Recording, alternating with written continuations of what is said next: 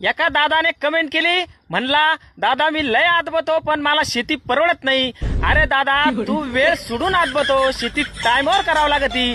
तू सकाळी 7ला दूध घालायला जातो तर संध्याकाळी 7लाच तू गाळा पिळायला येतो. सांग बरं तुला शेती कशी परवडत? हा, लोक पावसाळा लागायच्या अगोदर शेती नांगरून मशागत करून ठेवत्या.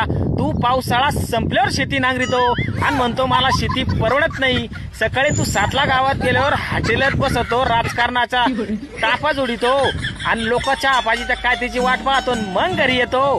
हा, अरे भाऊ आपला देश कृषी प्रधान आहे. हा, सारे लोक शेतीवर मोठे झाले. कमीत कमी तू शेती टाइमवर करून मोठा व्हाय. हा, यायला जाऊ दे मरू दे भाऊ, परत लोक म्हणतात तुला बडबड करतो. हा, मी तरी कवर टेन्शन घेऊ भाऊ, लईच अवघड येतो. जाऊ दे मरू दे, तुम्ही मला तेवढं फॉलो करा बरं आता. हा, काय याला अर्थ नाही राहिला. हा.